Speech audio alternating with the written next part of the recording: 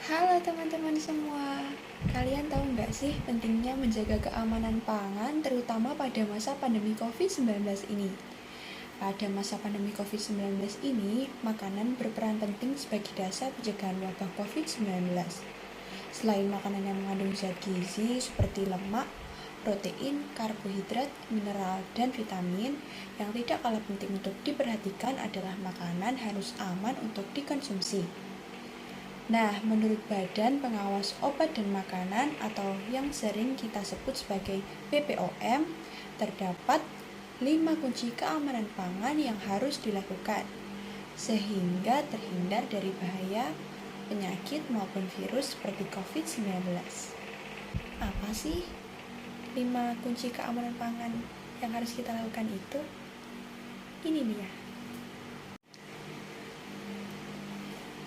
Yang pertama, menjaga kebersihan, yaitu dengan mencuci tangan dan bahan makanan sebelum diolah. Yang kedua, memisahkan makanan matang dari makanan mentah dengan cara menggunakan peralatan seperti pisau dan talenan yang terpisah untuk mengolah makanan mentah dan makanan matang. Yang ketiga, memasak makanan dengan benar. Yang keempat, menjaga makanan pada suhu yang aman. Yang kelima, menggunakan air dan bahan baku yang aman.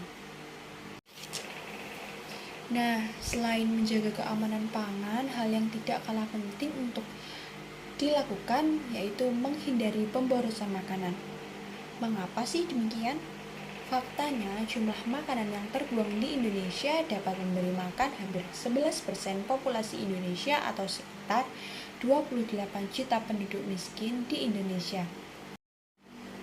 Nah, lalu apa kebiasaan sehari-hari yang bisa kita lakukan untuk berpartisipasi mengurangi sampah pangan? Yang pertama yang bisa kita lakukan yaitu bijak dalam mengkonsumsi makanan. Contohnya dalam hal mengambil makanan sesuai porsi dan kebutuhan gizi. Yang kedua, kita bisa menyimpan makanan secara tepat. Penyimpanan menjadi faktor yang sangat berpengaruh pada tingkat keawetan suatu makanan. Yang ketiga, kreatif dalam mengolah sisa bahan makanan. Makanan yang sedikit layu atau menguning bisa dijadikan campuran atau pelengkap suatu hidangan. Jadi selalu ingat untuk menjaga keamanan pangan dan juga menghindari pemborosan makanan ya teman-teman.